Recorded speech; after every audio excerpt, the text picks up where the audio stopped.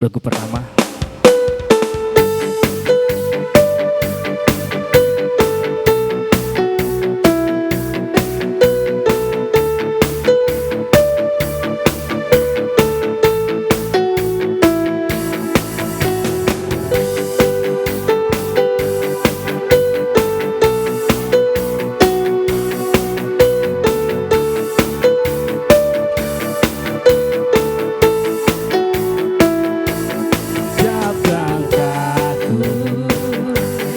Tersedia petunjukmu di setiap jalanku, tersedia kasihmu lewat suka dan duka.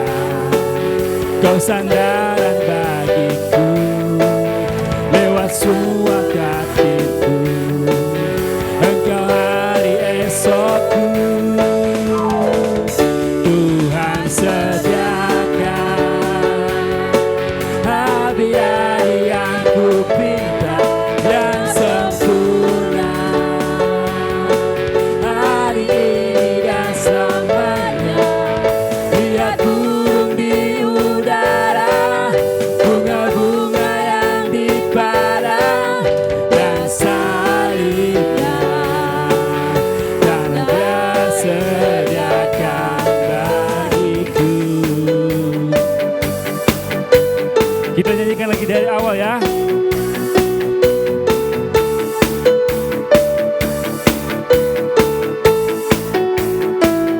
Di setiap langkahku tersedia petunjukmu, di setiap jalanku tersedia kasihmu lewat suka dan duka. Kau sandaran bagiku lewat semua hatiku. Engkau hari esokku, Tuhan sediakan lebih dari yang ku pinta yang sempurna, hari ini dan selamanya. Lihat turun di udara, bunga-bunga yang di padang, dan salibnya karena Dia sediakan. Tuhan sediakan lebih dari yang ku pinta yang sempurna, hari ini dan selamanya. Lihat turun di udara, bunga-bunga yang di padang, dan salibnya dan Dia sediakan. Tuhan sediakan lebih dari yang ku pinta yang sempurna, hari ini dan selamanya. Lihat turun di udara, bunga-bunga yang di padang, dan salibnya dan Dia sediakan bagiku.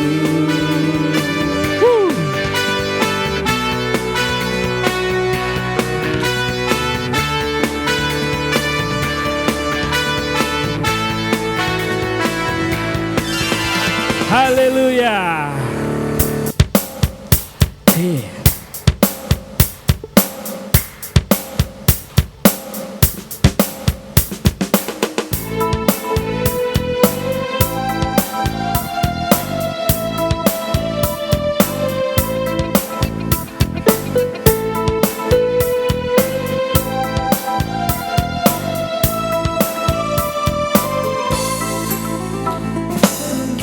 Meskipun musuh di depanku, rintangan menghadang langkahku, ku tahu sungguh Engkau bersamaku.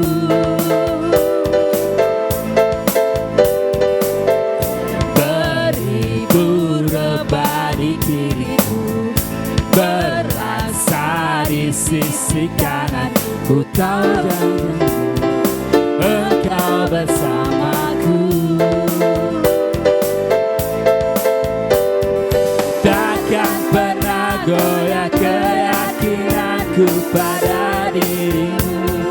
Yesus Tuhanku, tiada yang seperti-Mu. Kaulah kuatku, kebanggaanku, gunung batu dan keselamatanku. Kuat tangan-Mu, perlindunganku, Kaulah Allah, sumber kemenanganku.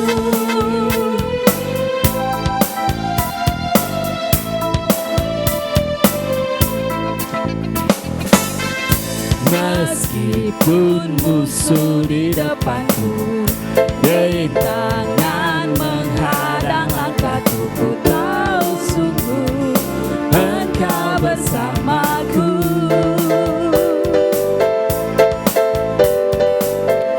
Beriku rebah di kiriku, berlasa di sisi kananku, ku tahu dirimu Engkau bersamaku. Takkan pernah goyah keyakinanku pada diri-Mu, Yesus Tuhanku, tiada yang seperti diri-Mu.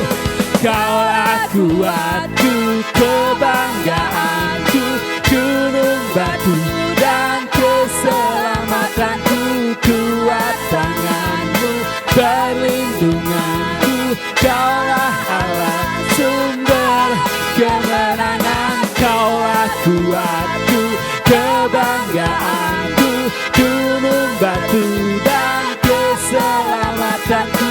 Kuat tangan-Mu, perlindunganku, Kaulah Allah, sumber kemenangan. Kaulah kuatku, kebanggaanku, gunung batu dan keselamatanku. Kuat tangan-Mu, perlindungan-Mu, Kaulah Allah, sumber kemenanganku.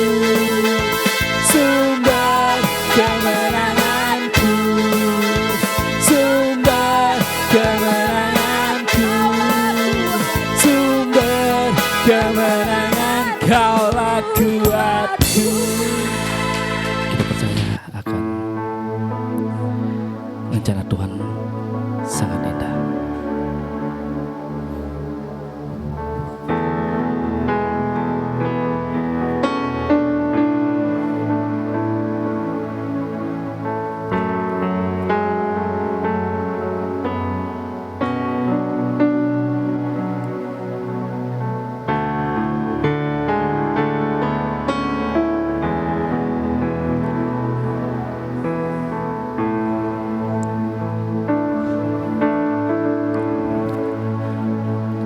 Ada saatnya yang ku alami, tak seperti yang aku ingini. Ku tetapkan hati untuk percaya.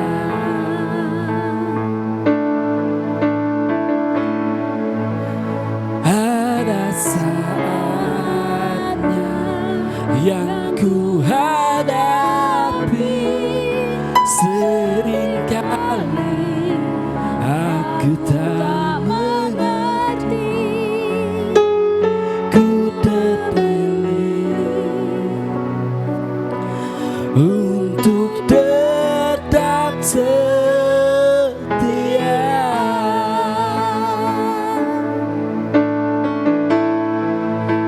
sampai akhir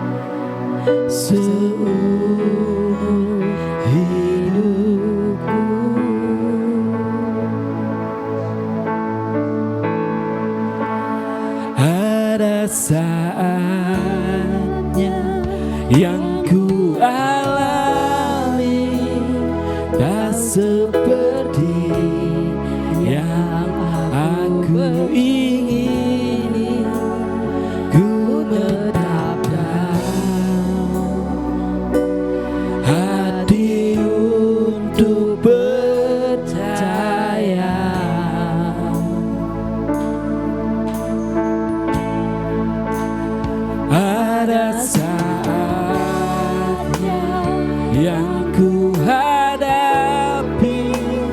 Seringkali aku tak mengerti, ku memilih untuk tetap setia.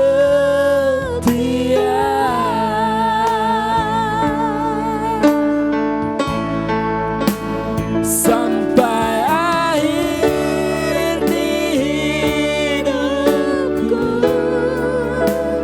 ku kan tetap menyembahmu, melayanimu seumur hidupku.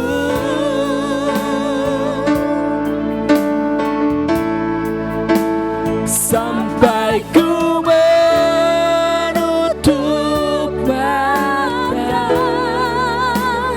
ku kan tetap mengasihimu, biar ku dapati ku hamba-Mu yang setia. Saya undang untuk bangkit berdiri jemaat Tuhan. Terima kasih melayanimu Tuhan.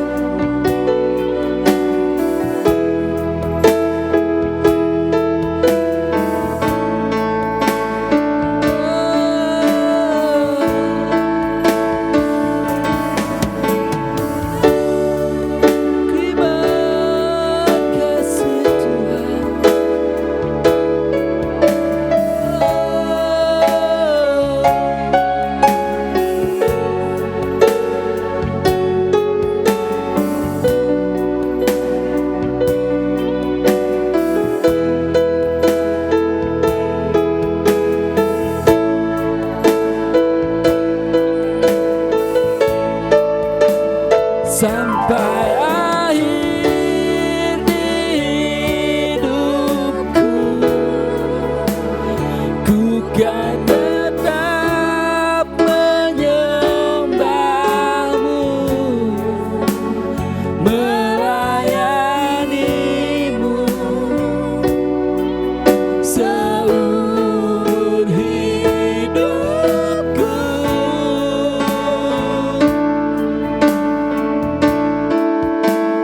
Sampai ku menutup mata, ku tetap mengasihimu, biar kau dapati ku hamba-Mu yang setia.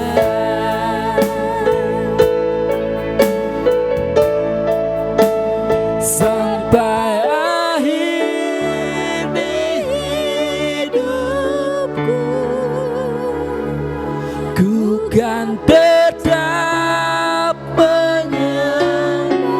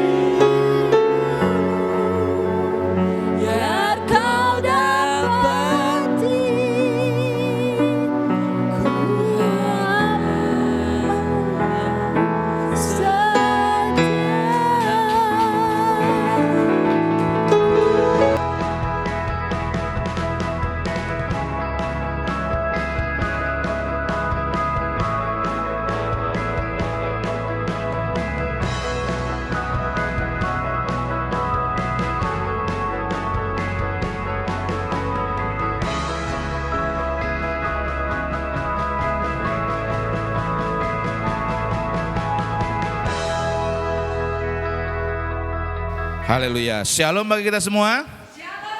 Apa kabarnya Bapak Ibu? Puji nama Tuhan. Baik, sebelum kita mendengarkan sabda firman Tuhan, mari kita sejenak satukan hati, kita berdoa. Bapa yang baik, kami mengucap syukur buat hari yang Kau berikan bagi kami. Kami mau mendengar sabda firman-Mu ya Tuhan. Berkatilah hamba-Mu yang terbatas ini, urapi dengan kuasa-Mu yang tidak terbatas. Dan biarlah Tuhan seluruh jemaat diberikan hati yang sungguh mendengar sabda firman-Mu, sehingga firman Tuhan jatuh di tanah yang subur, bertumbuh, berakar dan menghasilkan buah. Nama Tuhan dipermuliakan. Dalam nama Yesus kami siap mendengarkan firman-Mu. Haleluya. Amin. Bapak Ibu saudara-saudari, berkaitan dengan masih tema kita di sepanjang bulan ini, yakni bagaimana mengasihi Tuhan dari hati sampai kepada perbuatan. Dan di minggu yang keempat kita belajar tentang bagaimana menata ulang kasih itu sama dengan menata ulang kehidupan. Nah Bapak Ibu saudara-saudari, tidak dapat disangkali bahwa yang namanya pikiran seseorang akanlah sangat berpengaruh terhadap kehidupannya. Saya kemarin dikesan bilang, you do what you think. Kamu pasti melakukan apa yang kamu pikirkan. Dan apa yang kamu pikirkan itu berasal dari apa yang kamu percayai. Nah jadi pikiran itu akan sangat berpengaruh terhadap kehidupan seseorang. Kalau yang memenuhi pikiran orang tersebut adalah hal-hal yang sehat, maka kehidupannya akan menjadi bugar. Sebaliknya, apabila yang mengisi pikirannya adalah hal-hal yang jahat, hal-hal yang sia-sia, hal-hal yang tak bermanfaat, maka kehidupan orang itu pasti akan menjadi berantakan. Kalau yang dipikirkan seorang pelajar harusnya belajar, tapi yang dipikirkan hanya main-main, game atau pacaran, pasti kehidupannya akan menjadi berantakan. Oleh karenanya sangat penting yang namanya pikiran, apa yang mengisi pikiran kita. Tentang bagaimana pentingnya pikiran berpengaruh terhadap kehidupan seorang, prinsip ini dikemukakan oleh seorang yang bernama Evagrius Ponticus 1600 tahun yang lampau. Yang bersangkutan adalah seorang teolog yang lahir di Turki, kemudian menjadi seorang biarawan di Mesir. Nah sebagai seorang teolog dan pemikir yang cemerlang, yang bersangkutan banyak menulis buku. Salah satu bukunya itu berjudul The Practicos ya. Dalam buku tersebut ia menulis tentang bagaimana langkah-langkah praktis yang perlu dilakukan oleh para biarawan untuk memelihara kehidupan rohani mereka guna mengatasi yang namanya godaan. Di situ ia memaparkan ya, di sana ia memaparkan ada 8 ya pemikiran-pikiran yang jahat. Dan dari 8 sana itu ada pikiran yang jahat tersebut dimulai dari kerakusan sampai kepada yang namanya kesombongan. Nah di kemudian hari ya, di kemudian hari 200 tahun kemudian Paus Gregorius yang agung dia merumuskan ulang 8 pikiran yang jahat itu dan menyebutnya sebagai 7 dosa yang mematikan ya, atau the 7 deadly sin. Nah dari daftar 7 dosa itu, di sana ada yang namanya superbia, kesombongan, aparitia, keserakahan, invidia, iri hati, ira, amarah, gula, kerakusan. Makanya orang yang sakit gula kayaknya rakus ya saudara. Pigritia atau acedia itu kemalasan, dan luxuria itu berbicara tentang hawa nafsu. Nah Bapak Ibu saudara-saudari ya, menyebut dengan dosa-dosa tentu dengan menyebut ketujuh kondisi dosa tersebut sebagai dosa-dosa yang mematikan bukan berarti kejahatan yang lain tidaklah berbahaya. Tapi Bapak Ibu, semua dosa ini yang dimaksudkan di sini ini nggak boleh diremehkan. Ya. Dan yang ketujuh ini umumnya lazim ada dalam diri manusia. Betul atau betul Bapak Ibu?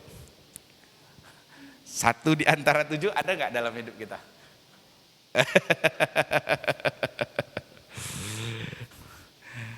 Dan kalau kita melihat ini semua Bapak Ibu Saudara-saudari, apa yang dirumuskan oleh Gregorius ini yang diawali oleh seorang yang bernama tadi Ponticus tadi, maka semuanya ini tidaklah terlepas dari yang namanya kondisi pikiran manusia. Oleh karenanya sebagaimana yang sudah kita pelajari di minggu yang lalu dalam Amsal 4 ayat 23 diingatkan supaya kita menjaga hati kita dengan segala kewaspadaan, karena dari hati terpancar kehidupan. Dan sebagaimana yang sudah kita pelajari di dalam sepanjang bulan ini Bapak Ibu, yang namanya hati itu bukan hanya sekedar perasaan, tapi yang namanya hati itu juga di sana ada kehendak, ada pikiran, dan ada perasaan. Dengan kata lain Bapak Ibu, kita juga harus menjaga pikiran kita supaya hidup kita itu bugar, dan dengan pikiran yang bagus itu akan sangat mempengaruhi kehidupan ulang. Di dalam bukunya yang berjudul The Reordered Love, Reordered Lives, ya, David Naugel, ya, seorang profesor filsafat, ya, yang mengajar di Dallas Baptist University, yang menyebut 7 dosa yang mematikan tadi, ya, atau sebagai 8 pikiran yang tadi yang jahat itu adalah wujud karena kasih yang kacau balau, dan itu mengakibatkan hidup yang juga kacau balau. Dia katakan begini, jika digabungkan maka kasih yang kacau balau itu akan menghasilkan kehidupan yang kacau luar biasa, egois, narsis, dan hidup hanya mementingkan diri sendiri. Pikiran yang tersembunyi dalam hati orang yang seperti itu akanlah sangat sia-sia. Artinya Bapak Ibu Saudara-saudari, di sini dia berkata pentingnya orang menata ulang kasih dalam hatinya. Karena apa yang ia kasihi itu akan mempengaruhi pikirannya. Amin. Apa yang saudara kasihi akan sangat mempengaruhi pikiran saudara. Yang setuju katakan amin. Kalau orang hanya mengasihi uang, tentu dalam pikirannya apa? Wah, segala sesuatu ukurannya apa? Demikian juga kalau Anda kasihnya utamanya adalah Tuhan, pikiran saudara pasti pikiran yang tertuju tentang Tuhan. Jadi kalau kita tidak menata ulang kasih kita kepada siapa, itu sangat mempengaruhi pikiran kita. Dan inilah pentingnya seperti yang Tuhan Yesus utarakan di dalam Markus pasal 12 ayat 29 sampai 31. Pentingnya Bapak Ibu tentang siapa yang kita kasihi atau yang paling utama di dalam kehidupan kita. Dalam Markus pasal 12 ayat 29 sampai 31 bunyinya begini Bapak Ibu. Lalu seorang ahli Taurat yang mendengar Yesus dari orang-orang Saduki bersoal jawab dan tahu bahwa Yesus memberi jawab yang tepat kepada orang-orang itu, datang kepadanya dan bertanya, hukum manakah yang paling utama? Yang mana nih yang paling utama Tuhan? Yesus jawab, hukum yang terutama ialah dengarlah hai orang Israel, Tuhan Allah kita, Tuhan itu Esa. Kasihilah Tuhan Allahmu dengan segenap hatimu, dan dengan segenap jiwamu, dan dengan segenap akal budimu, dan dengan segenap kekuatanmu. Perhatikan saudara, kita diminta untuk mengasihi Tuhan dengan segenap akal budi. Kalau Anda mengasihi Tuhan, pikiran Anda pun harus tertuju kepada Tuhan. Berarti Bapak Ibu Saudara-saudari, di sini penting sekali yang namanya mengasihi Tuhan. Itu yang akan mempengaruhi pikiran Anda tentang Tuhan, dan yang pasti akan mempengaruhi perbuatan Anda. Bapak Ibu Saudara-saudari, di dalam kesadaran bahwa hidup kita sesungguhnya tidak terlepas dari apa yang kita kasihi, apa yang kita pikirkan. Kalau kita mengasihi Tuhan dengan segenap akal budi, maka pikiran kita pasti tertuju tentang Tuhan. Dan di sepanjang bulan ini kita telah belajar bahwa mengasihi Allah dengan segenap akal budi ini juga merupakan perintah daripada Tuhan Yesus sebagaimana yang disampaikan di dalam Markus pasal 12 ayat 30 tadi, Bapak Ibu Saudara-saudari. Kita telah belajar di sepanjang bulan ini bagaimana mengasihi Tuhan dengan segenap akal budi sebagaimana yang diteladankan oleh Rasul Paulus. Ya. Kepada jemaat ya yang dia tulis dalam kitab Filipi, kepada jemaat di kota Filipi. Dan hari ini kita akan belajar kembali bagaimana mengasihi Tuhan ya dengan segenap akal budi yang akan menghasilkan pikiran-pikiran juga yang sesuai dengan apa yang Tuhan kehendaki. Dalam Filipi pasal 2 ayat 5 sampai 8 dikatakan seperti demikian. Filipi pasal yang kedua ayat 5 sampai 8 berbunyi seperti demikian. Hendaklah kamu dalam hidupmu bersama menaruh pikiran. Kita ini semua nasihatnya sama. Hendaklah kamu dalam hidupmu bersama menaruh pikiran dan perasaan yang terdapat juga dalam Kristus Yesus, yang walaupun dalam rupa Allah tidak menganggap kesetaraan dengan Allah itu sebagai milik yang harus dipertahankan, melainkan telah mengosongkan dirinya sendiri dan mengambil rupa seorang hamba dan menjadi sama dengan manusia. Dalam keadaan sebagai manusia, ia telah merendahkan dirinya dan taat sampai mati, bahkan sampai mati di kayu salib. Bapak Ibu Saudara-saudari, berulang kali sudah disampaikan ketika Rasul Paulus menulis surat ini kepada jemaat di kota Filipi. Rasul Paulus sedang berada di mana, saudara? Di penjara, di kota Roma. Ia dipenjara bukan karena melakukan kejahatan. Ia dipenjara bukan karena melakukan sesuatu yang dipandang manusia sebagai satu kejahatan, tapi dia melakukan sesuatu yang namanya menginjili sehingga ia tidak disukai, ya, sehingga ia dipenjara. Artinya di sini Paulus dipenjara oleh karena kasihnya kepada Tuhan. Ya. Dalam kasihnya kepada Tuhan itu ia akhirnya ditangkap, ya. Ia dipenjara, ya.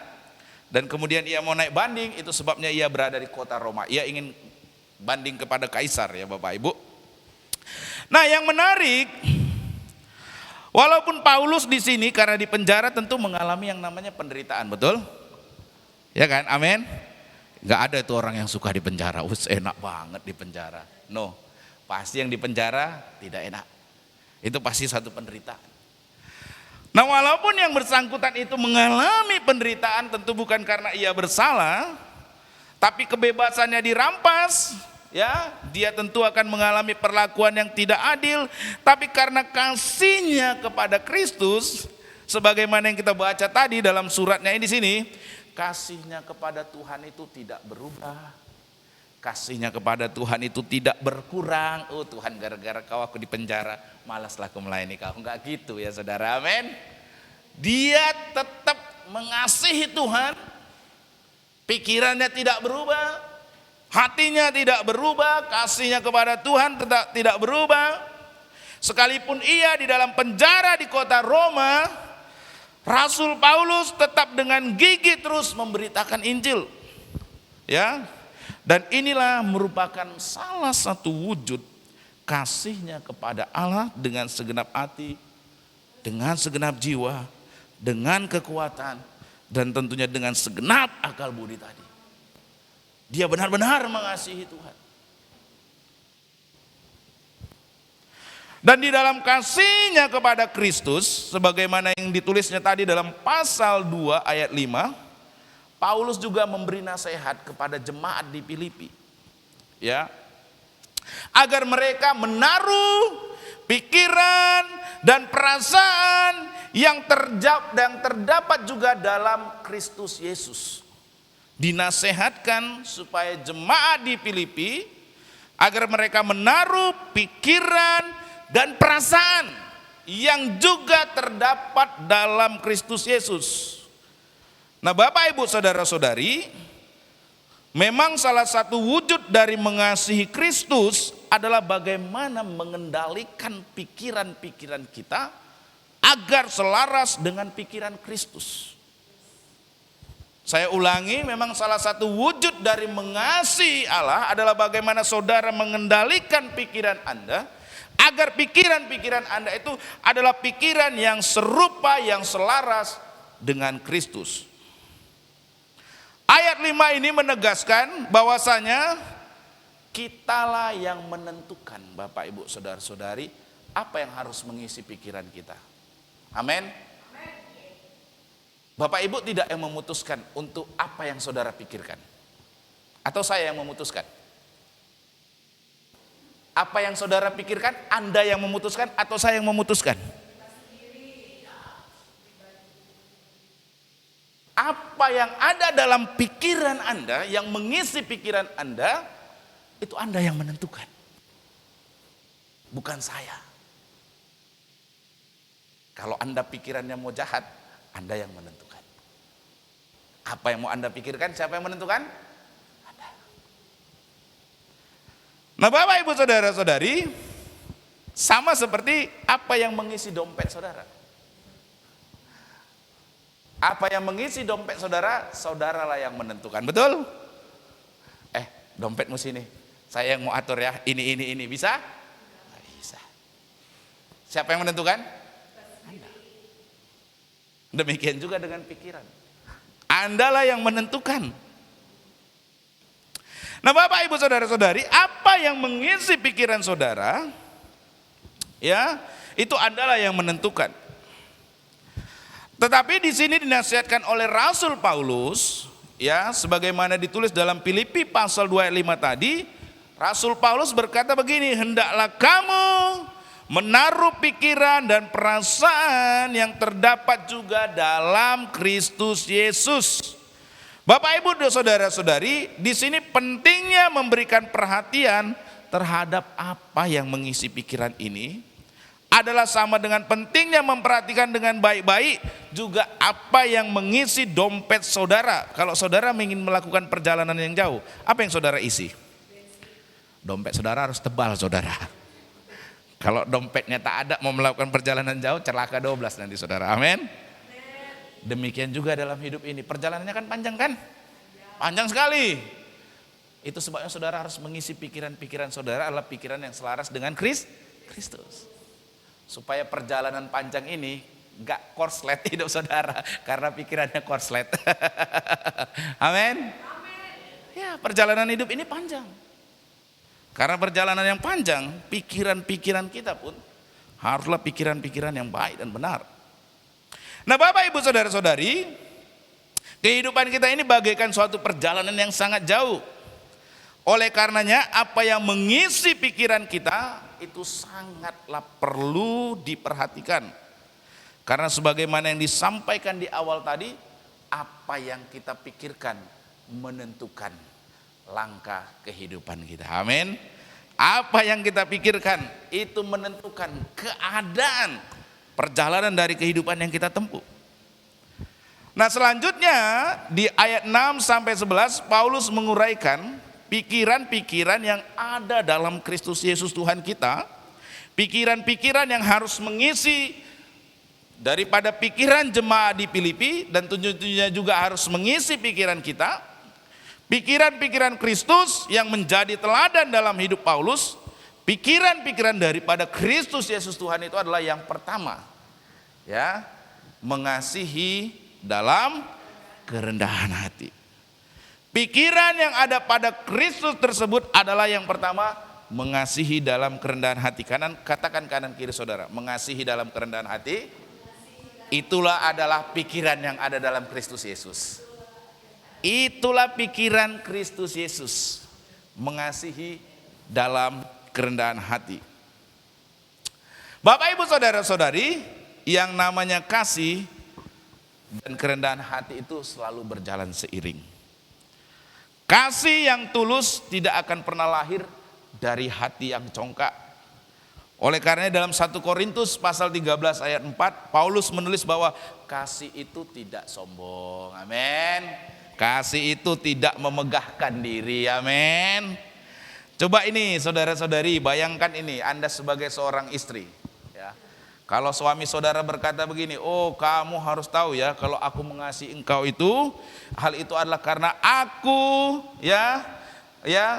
melihat kau itu sebenarnya ekonominya jauh di bawahku, keluargaku lebih kaya, ya kan, latar pendidikanku lebih tinggi, aku tuh kasihan samamu, makanya aku mengasihi engkau. Gimana pendapat istri Anda?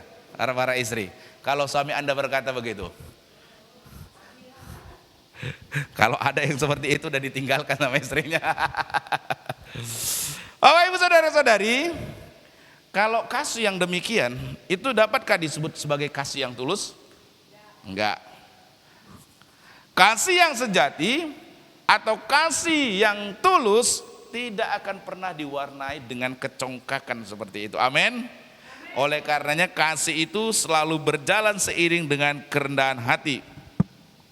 Nah, tentang kasih seperti itulah yang dikisahkan dalam cerita rakyat Jerman sebagaimana yang dikemukakan oleh Grimm bersaudara, ya. Ini filmnya udah diangkat ini oleh Disney ya, dalam judul The Princess and the Frog ya. Dikisahkan di sini tentang seorang pangeran yang diubah menjadi seekor katak oleh seorang penyihir.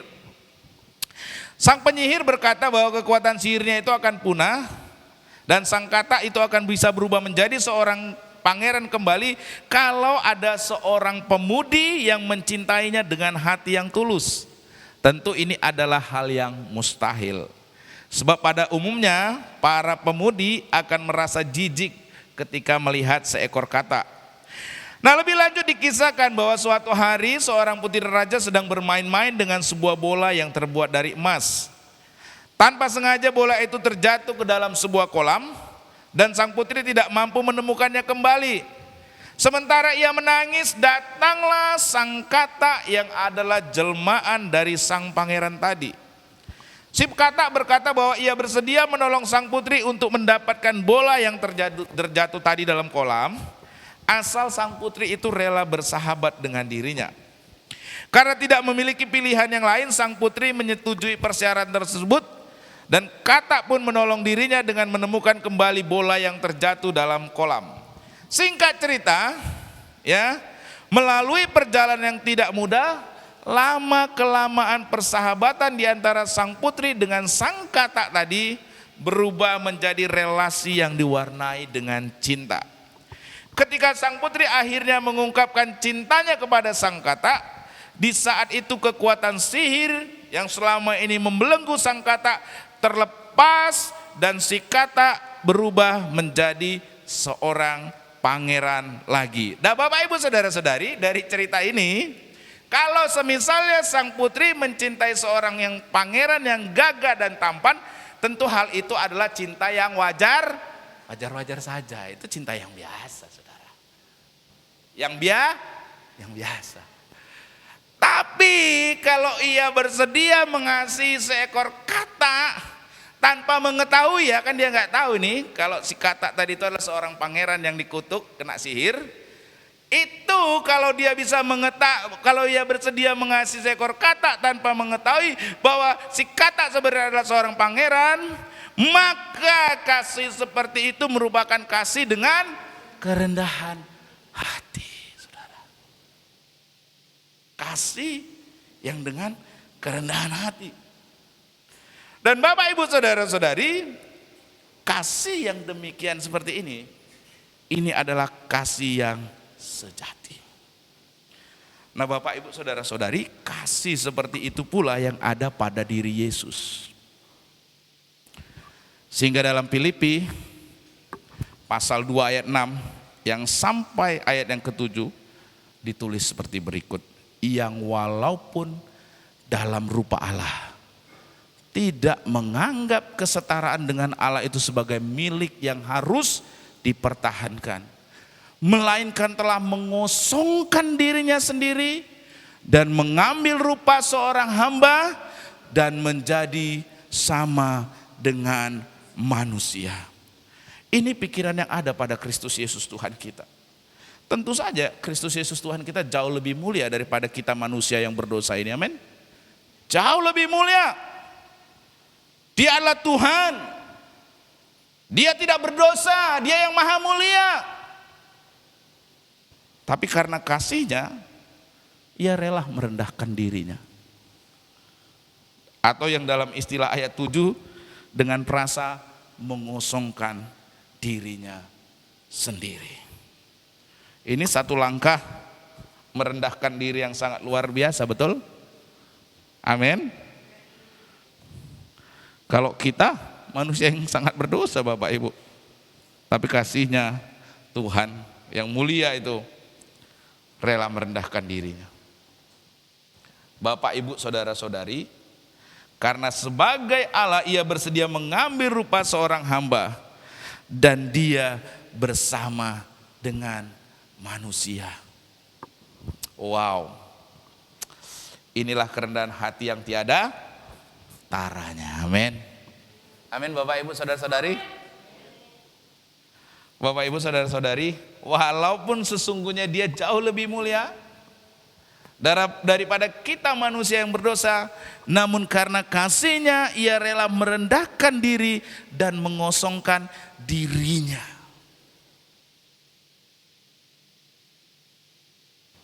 Luar biasa saudara.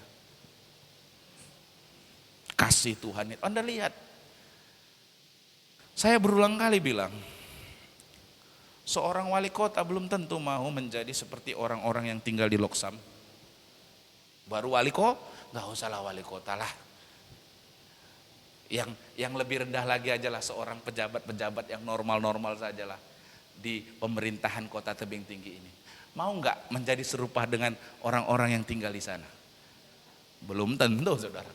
Dengan segala kerendahan hatinya pun dia belum tentu. Belum tentu. Atau nggak usah jauh-jauh. Anda di tempat ini mau nggak tinggal sehari 2 hari? Belum tentu, betul tidak? Belum tentu, betul kan? Ya. Anda bayangkan ini yang maha mulia mau menjadi seperti manusia. Anda lihat jauhnya itu. Kalau bukan karena kasihnya, wah, betul tidak? Betul tidak Bapak Ibu? Sebegitu berharganya berarti Anda yang berdosa ini, yang hina ini di hadapan Tuhan, sampai Tuhan mau menjadi seperti Anda, menjadi manusia. Anda lihat kerendahan hati Tuhan, bagaimana di dalam kasihnya itu, ia merendahkan diri sedemikian rupa. Saya kalau merenungkan ini wah luar biasa Tuhan ya kerendahan hatinya ya. Itu sebabnya dikatakan tiada duanya. Amin. Tiada duanya. Nggak banyak orang, bahkan belum tentu ada Bun, saya bilang ya. Dengan segala kekuasaannya, dengan segala kemegahannya, dengan segala kedaulatannya mau menjadi seperti manusia. Nggak merendahkan, belum tentu ada. Oleh karenanya hati-hati nih kita yang suka tinggi hati sombong. Amin. Kadang-kadang umat Tuhan ini lebih sombong, lebih tinggi hati daripada Tuhannya, amin. Betul tidak Bapak Ibu? Pikiran kita kadang terlalu jauh gitu loh. Pikiran kita tidak mengikuti seperti yang ada dalam Kristus Yesus. Bagaimana dia di dalam kasihnya, ia merendahkan hati. Dan kerendahan hati yang samalah yang harus ada, yang mewarnai hidup kita semua Bapak Ibu Saudara-saudari. Karena ini yang ada dalam Kristus Yesus. Inilah yang ada dalam pikiran Kristus Yesus. Di dalam kasihnya, ia hidup dalam kerendahan hati. Mengambil rupa, mengosongkan diri, menjadi manusia. Itu pikiran yang sama yang harus ada dalam diri kita. Itu sebabnya tadi Rasul Paulus menasehatkan, hendaklah kamu dalam hidupmu bersama menaruh pikiran dan perasaan yang terdapat juga dalam Kristus Yesus. Apa itu pikiran daripada Kristus Yesus? Yang walaupun dalam rupa Allah tidak menganggap kesetaraan dengan Allah itu sebagai milik yang harus dipertahankan, melainkan telah mengosongkan dirinya sendiri dan mengambil rupa seorang hamba. Itu kasih yang diwarnai dengan kerendahan hati. Pikiran yang sama juga harus ada dalam hidupmu, Bapak Ibu Saudara-saudari.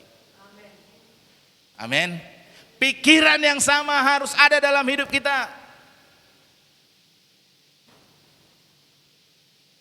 Kita harus mengasihi dalam kerendahan hati. Kasih itu tidak sombong, amin. Kasih itu tidak memegahkan diri, amin. Kita belajar daripada Kristus Yesus Tuhan kita. Lebih mulia, tapi ia rela merendahkan diri dan mengosongkan diri. Itu pikiran yang ada dalam Kristus Yesus Tuhan kita. Dan pikiran yang sama harus ada dalam kehidupan kita. Amin. Prinsip ini sangat penting dan sangat perlu kita pahami. Sebab tak jarang orang berpikir kalau ia mengasihi Allah, hal tersebut ya, mengasihi Allah, hal tersebut dengan karena ia telah berbuat jasa kepada Tuhan. Oh Tuhan, aku udah rajin gereja, aku rajin doa, aku kasih persembahan, semuanya dia ngomong deh sama Tuhan. Seolah-olah dia berbuat jasa dan beranggapan bahwa Tuhan itu nggak layak untuk ia kasih. Itu yang pikiran yang sangat keblinger, Bapak Ibu Saudara-saudari. Karena sesungguhnya bukan Allah lah yang memerlukan kita, tapi kitalah yang memerlukan Allah. Kesadaran ini akan mengakibatkan kita hidup dalam kerendahan hati dan mengasihi Tuhan, dan itulah kasih yang sejati. Kasih yang mewarnai pikiran kita dan mengasihi Allah. Yang kedua, ya, pikiran yang ada dalam Kristus Yesus Tuhan kita adalah mengasihi dalam pengorbanan. Kalau yang pertama tadi mengasihi dalam kerendahan hati, yang kedua mengasihi dalam pengorbanan. Pikiran yang harus mengisi dan mewarnai pikiran kita dalam mengasihi Allah adalah bagaimana kita mengasihi juga, tetapi dalam pengorbanan. Bapak Ibu Saudara-saudari, orang yang berkorban belum tentu karena ia mengasihi. Tapi orang yang mengasihi pasti akan rela berkorban. Betul atau betul? Hati-hati nih, orang yang rela berkorban belum tentu mengasihi. Tapi orang yang mengasihi tentu sudah pasti akan rela berkorban. Sebagai contoh nih ya, kalau Anda misalnya jalan di gang gitu ya, naik sepeda motor atau jalan kaki, tiba-tiba datang begal, serahkan handphone saudara atau serahkan kereta saudara. Apa yang Anda lakukan? Tentu saudara akan berkorban ngasih apa? Dompet, handphone, motornya. Betul? Apakah karena Anda mengasihi penjahat tersebut? Kenapa Anda kasih? Karena mengasihi nyawa.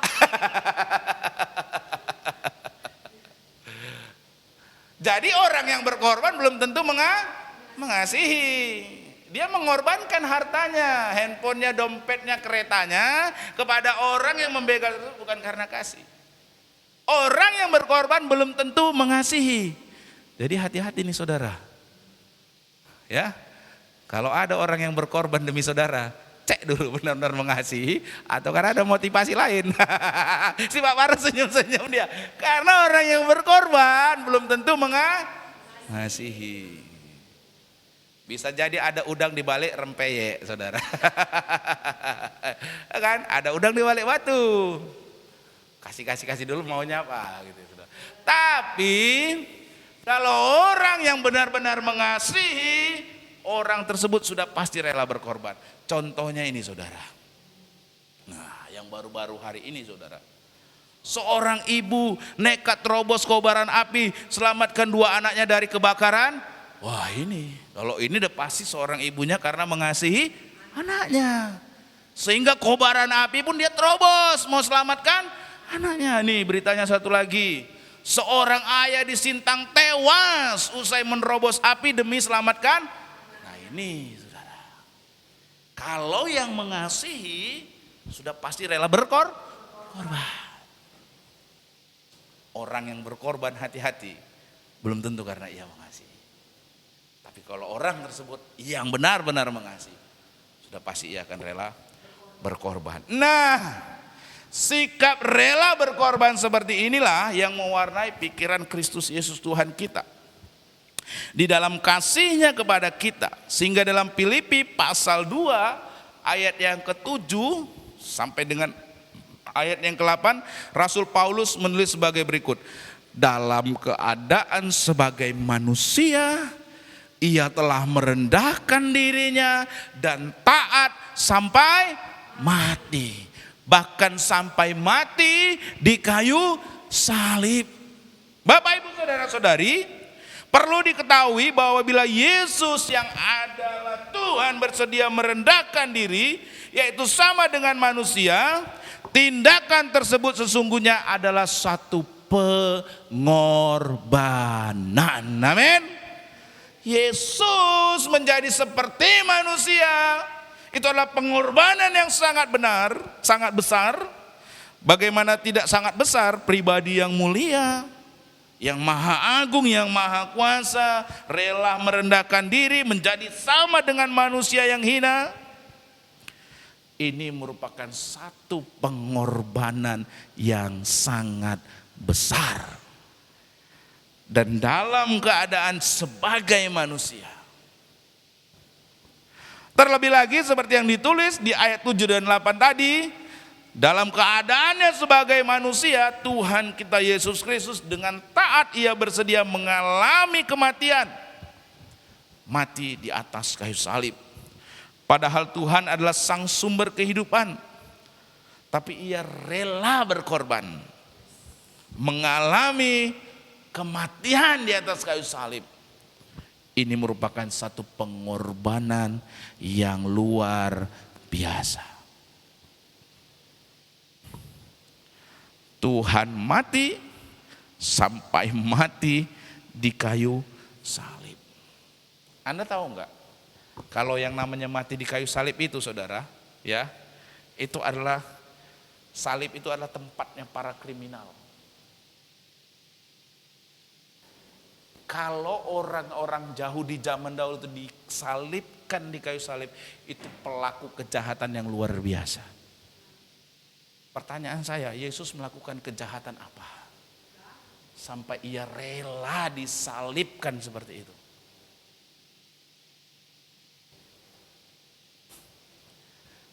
Kristus Yesus rela menanggung segala kehinaan itu demi manusia-manusia hina seperti kita. Bukan manusia-manusia yang hebat seperti kita, bukan. Manusia-manusia yang hina.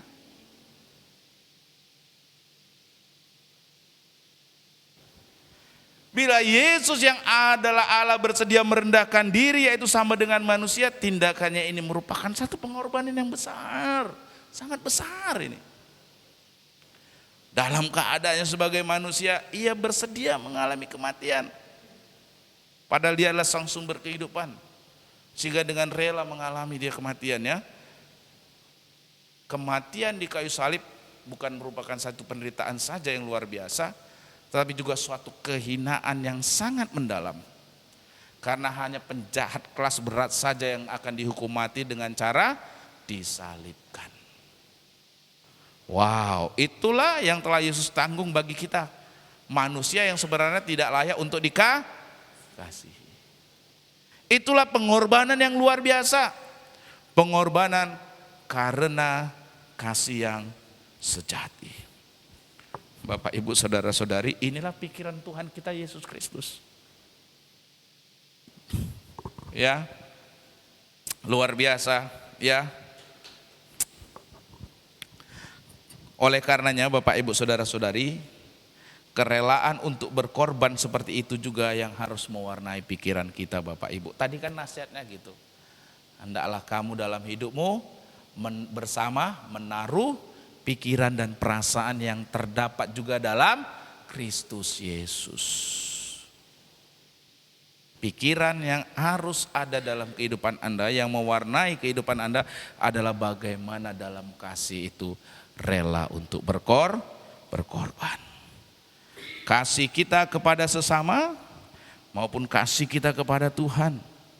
Orang yang mengasihi Allah dengan segenap akal budinya, dengan segenap pemikirannya, ia akan rela berkorban bagi Tuhan. Amin. Karena bukan saja Allah patut untuk dikasihi, tapi karena Allah terlebih dahulu mengasihi kita, ya amin. Sebagaimana yang dikemukakan dalam 1 Yohanes pasal 4 ayat 10, bahwasanya bukan kita yang terlebih dahulu mengasihi Allah, tetapi Allah lah yang telah terlebih dahulu mengasihi kita di dalam pengorbanannya yang sungguh luar biasa. Kalau saudara mengasihi Tuhan, saudara harus rela berkorban. Kalau saudara mengasihi Tuhan, saudara harus rela berkorban. Orang yang berkorban belum tentu orang yang mengasihi. Tapi orang yang mengasihi sudah pasti rela berkorban. Yang ketiga, mengasihi Tuhan dengan kerendahan hati, mengasihi Tuhan dengan pengorbanan. Yang ketiga, mengasihi dengan sikap hati berserah kepada Tuhan. Itu yang harus ada dalam pikiran kita, Bapak Ibu. Hendaklah kita semua menaruh pikiran dan perasaan yang terdapat dalam Kristus Yesus. Ya, apa tadi pikiran yang pertama? Mengasihi Tuhan dengan kerendahan hati. Yang kedua, mengasihi Tuhan dengan pengorbanan. Yang ketiga, mengasihi Tuhan dengan ini yang mewarnai pikiran saudara. Ini yang harus mewarnai pikiran saudara, ya. Pikiran Kristus yang harus mengisi dan mewarnai pikiran kita adalah dalam mengasihi Allah, dalam sikap berserah kepada Allah. Penyerahan yang tidak terlepas dari sikap percaya bahwa apapun, sebagaimana yang sudah kita pelajari di minggu lalu ya, dari sudut pandang Tuhan, bahwa senantiasa apa yang Tuhan rancangkan itu selalu yang terbaik. Amin. Penyerahan seperti ini yang sudah Tuhan Yesus lakukan. Ketika Tuhan Yesus berdoa di Taman Getsemani, menjelang ia akan ditangkap, diadili secara tidak adil, kemudian dianiaya sampai mati di kayu salib. Di saat yang genting itu dalam Matius pasal 26 ayat 39 sampai 42 ditulis bahwa Tuhan Yesus menyerahkan dirinya kepada Allah Bapa dengan berkata, "Jikalau sekiranya mungkin, biarlah cawan ini berlalu daripada hadapanku, tetapi janganlah seperti yang kukendaki, melainkan seperti yang engkau kehendaki." Nah, penyerahan diri dalam ketaatan tersebut Tuhan Yesus lakukan karena ia yakin bahwa rencana Allah melalui pengorbanannya adalah satu rencana yang terbaik. Dan penyerahan diri daripada Tuhan Yesus kita ini sangat dihargai oleh Allah Bapa, sehingga dalam Filipi pasal 2 ayat 9 sampai 11 ditulis sebagai berikut. Itulah sebabnya Allah sangat meninggikan dia, mengaruniakan kepadanya nama di atas segala nama, supaya dalam nama Yesus bertekuk lutut segala yang ada di langit, di atas bumi, dan di bawah bumi, dan segala lidah mengaku Yesus Kristus adalah Tuhan, bagi kemuliaan Allah Bapa. Nah, Bapak Ibu Saudara-saudari, penyerahan diri dalam kasih kepada Allah karena meyakini bahwa rencana Tuhan adalah terbaik, seperti ini juga lah yang mewarnai kehidupan seorang yang bernama Samuel Logan Brengle, ya. Ini menarik kisah hidupnya ini ya, Bapak Ibu Saudara-saudari. Yang bersangkutan ini menyelesaikan pendidikannya sebagai seorang ahli hukum di DePaul University, negara bagian India, Amerika Serikat pada tahun 1885. Karena kecerdasannya yang luar biasa, maka berbagai pintu karir terbuka bagi dirinya.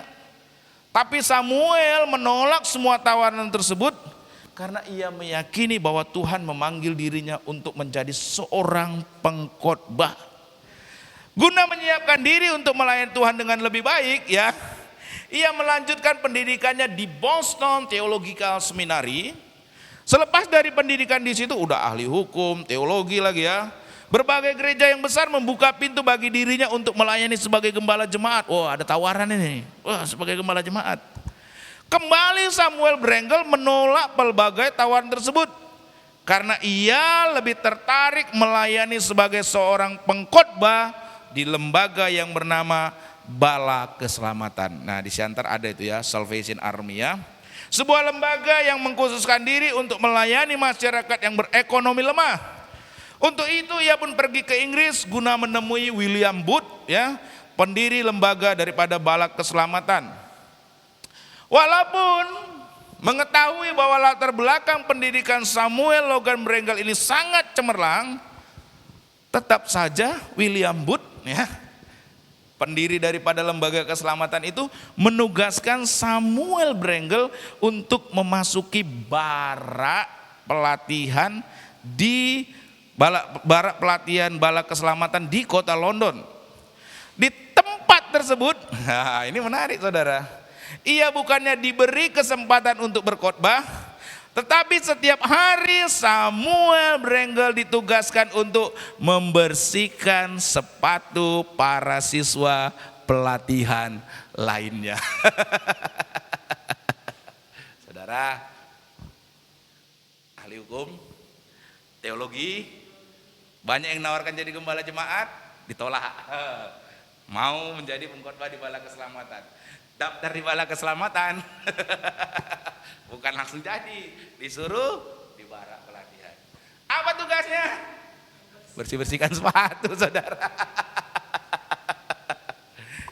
Ini kalau anak-anak muda sama zaman sekarang, atau katakanlah Gen Z, milenial ya, udah pas ini penghinaan, saudara. Betul? Wah, Pak Marun belum tentu mau ya kan Pak. Saya juga belum tentu mau. Apa ini? Udah capek-capek mendaftar, tawaran sana tolak gini. Tinggalkan. Hari itu juga saudara tinggalkan.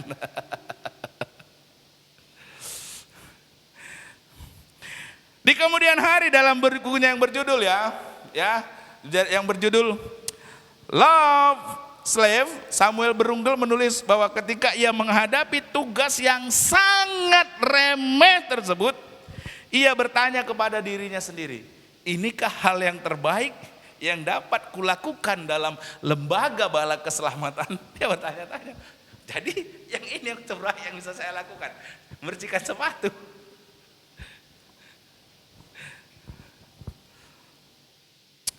Nah, yang menarik, sebagaimana yang ditulisnya dalam bukunya, sementara berpikir seperti itu, mendadak Samuel Brengel melihat gambar Yesus yang sedang berlutut dan membasuh kaki para muridnya.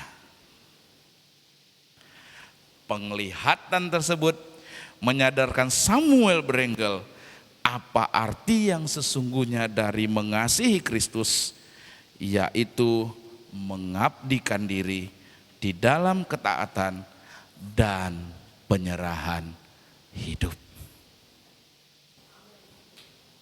Jadi mengasihi Tuhan taat. Amin. Mengasihi Tuhan, penyerahan hidup yang total. Alhasil Samuel Brengel membuat komitmen untuk merendahkan hati dalam melayani Tuhan dengan melakukan tugas-tugas sederhana yang diberikan kepadanya, yaitu dia membersihkan sepatu teman-temannya dalam barak pelatihan. Orang seringkali berbicara mengasihi melayani Tuhan di mimbar, betul? Anggapan orang yang jenius, yang prestisius, yang membanggakan itu di depan. Itu pandangan yang enggak salah tapi tidak tepat. Amin. Ya, melayani Tuhan betul di mimbar bagus. Tapi yang namanya melayani Tuhan, mengabdikan diri kepada Tuhan, tidak harus selalu di depan. Kalau ada sampah, kalau ada kotor, saudara bersihkan, saudara melayani Tuhan.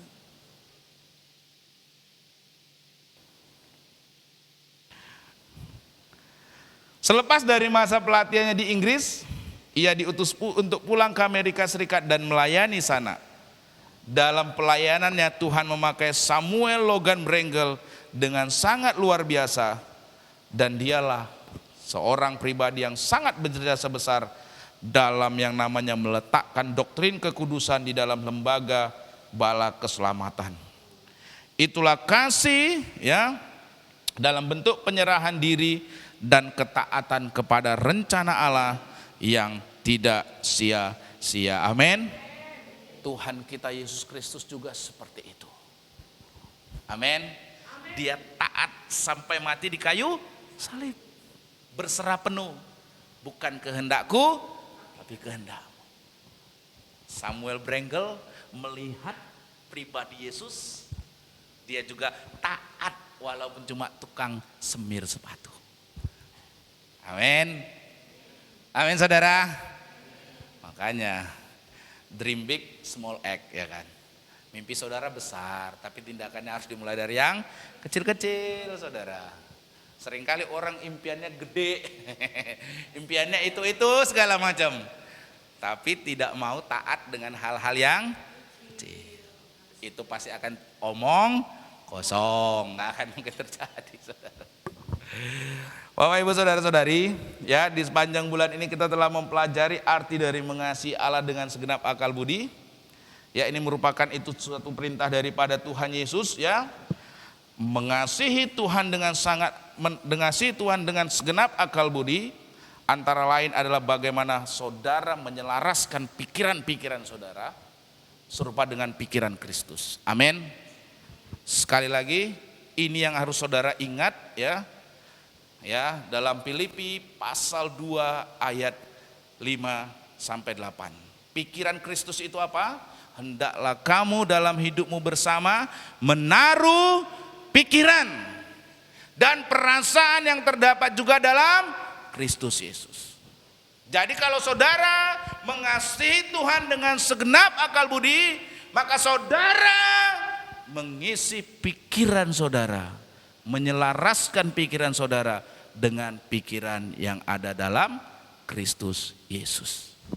Amin. Apa tadi saudara? Mengasihi dalam kerendahan hati. Itu pikiran yang ada dalam Kristus Yesus. Yang kedua, mengasihi Tuhan dalam pengorbanan. Amin. Tirulah pikiran Yesus Kristus Tuhan kita. Amin. Di dalam kasihnya ia rela berkorban. Yang ketiga, ingat ini saudara, di dalam kasih kepada Tuhan itu saudara harus mengasihi dengan sikap hati berserah kepada Tuhan. Jangan apa-apa sedikit protes sama Tuhan. Betul kan? Mentalitas protes sering terjadi dalam hidup kita kan? Kenapa ya Tuhan A, B dan C dan C dan segala macam. Kita belajar dari Tuhan kita Yesus Kristus. Bukan kehendakku tapi kehendakmu. Belajar dari Samuel tadi, Brengle tadi. Tetap taat. Walaupun cuma semir sepatu. Dan kemudian itu yang menjadi dasar kemudian dia bagaimana menjadi seorang yang sangat berpengaruh di doktrin di lembaga bernama Bala Keselamatan ya Bapak Ibu Saudara-saudari. 3 hal ini yang harus ada dalam pikiran kita. Amin. Pikiran yang ada pada Kristus Yesus yaitu mengasihi dalam kerendahan hati. Yang kedua mengasihi dalam pengorbanan, mengasihi dengan sikap hati berserah kepada Tuhan. Itu yang harus mengisi pikiran Anda. Karena inilah pikiran yang juga ada dalam Kristus Yesus Tuhan kita. Bapak Ibu sekali lagi kita diminta untuk mengasihi Tuhan dengan segenap akal budi kita. Amin. Apa mengasihi Tuhan dengan segenap akal budi? Mengasihi Tuhan, menyelaraskan pikiran kita dengan pikiran yang terdapat dalam pikiran Kristus Yesus Tuhan kita. Saya percaya kalau ini yang menjadi dasar kehidupan kita dan ini yang kita lakukan dalam kehidupan kita, hidup kita pasti akan menjadi hidup yang bermakna. Amin. hidup yang berbuah-buah, hidup yang menjadi berkat. Nama Tuhan dipermuliakan. Mari kita tundukkan kepala, kita bersatu dalam doa. Terima kasih ya Tuhan, kami belajar dari kebenaran firman-Mu yang kami dengar pagi hari ini ya Tuhan. Bahwa hendaklah kami dalam hidup kami menaruh pikiran kami, perasaan kami, sebagaimana juga yang ada dalam pikiran-Mu Tuhan Yesus. Bagaimana kami harus hidup di dalam kasih, mengasihi dengan sikap yang rendah hati, bukan dengan kecongkakan, bukan dengan kesombongan, bukan karena memegahkan diri. Kami belajar tentang kasih di dalam kerendahan hati. Dalam pikiran-Mu Tuhan kami boleh belajar bagaimana mengasihi yang disertai dengan kerelaan untuk berkorban ya Tuhan. Walaupun Engkau yang maha mulia, jauh sangat berbeda dibanding kami Tuhan. Tapi Engkau rela mengosongkan diri-Mu, mengambil rupa menjadi seorang manusia. Engkau mati, bahkan mati di kayu salib demi kami Tuhan. Itulah suatu pengorbanan yang luar biasa. Itulah pikiran-Mu Tuhan. Kami belajar juga di dalam pikiran-Mu Tuhan, bagaimana berserah penuh kepada kehendak Bapa. Kami mau belajar ya Tuhan dalam pikiran kami untuk tidak selalu mengeluh, untuk tidak selalu berkeluh kesah. Tapi kami mau menaruhkan, menundukkan pikiran kami kepada kehendak Bapa. Apapun yang terjadi dalam hidup kami, sebab kami tahu rancangan Tuhan senantiasa yang terbaik dalam hidup kami. Rancangan Tuhan tidak pernah gagal. Sekalipun mungkin kami hari ini tidak dapat melihat, mungkin kami tidak dapat memahami, tapi kami mau percaya rancangan Tuhan selalu yang terbaik dalam hidup kami. Kami mau belajar Tuhan, berserah penuh, taat penuh kepada kehendak-Mu ya Tuhan. Karena kami boleh melihat Engkau Tuhan meneladankan itu. Di dalam penderitaan yang Engkau akan hadapi, di dalam siksaan yang Engkau akan hadapi, Engkau berkata, bukan kehendak-Ku, namun kehendak-Mu ya Bapa. Biarlah itu juga yang ada dalam pikiran kami. Kami tidak berkata ini kehendak-Ku Tuhan, tapi terjadilah kehendak-Mu ya Tuhan di dalam kehidupan kami. Karena kami tahu kami terbatas. Pikiran kami, kemampuan kami, pengetahuan kami sangat-sangat terbatas. Karena kami manusia yang terdiri dari daging, terdiri dari segala macam keterbatasan. Tapi kami mau percaya kepada Allah yang kuasanya tidak terbatas, yang melampaui waktu, yang melampaui ruang, yang mengetahui segala sesuatu. Kami mau percaya sepenuhnya kepada Engkau ya Tuhan. Biarlah pikiran kami adalah pikiran yang senantiasa percaya, berserah penuh bahwa Tuhan, Engkau merancangkan yang terbaik dalam hidup kami ya Tuhan. Terpujilah nama-Mu Tuhan buat kebenaran firman yang boleh kami dengar di sepanjang bulan ini. Bagaimana kami juga harus diperintahkan mengasihi Tuhan dengan segenap akal budi. Kami belajar ya Tuhan untuk menyelaraskan pikiran-pikiran kami yang selaras dengan pikiran-Mu ya Tuhan. Dan ajarlah kami Tuhan bahwa apa yang menentukan pikiran kami, apa yang mengisi pikiran kami, itu adalah kami sendiri yang bertanggung jawab ya Tuhan. Kami sendirilah ya Tuhan yang menentukannya. Biar kami tidak terpengaruh oleh apapun ya Tuhan.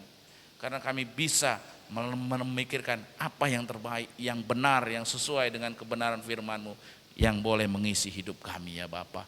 Terima kasih Tuhan, terima kasih. Hari ini kami belajar dan di sepanjang bulan ini kami selalu belajar bahwa kamilah yang menentukan apa yang mengisi pikiran dan apa yang menjadi sikap kami dalam kehidupan kami ini. Terpujilah nama-Mu Tuhan Yesus. Kami mengucap syukur dan berdoa haleluya. Amin.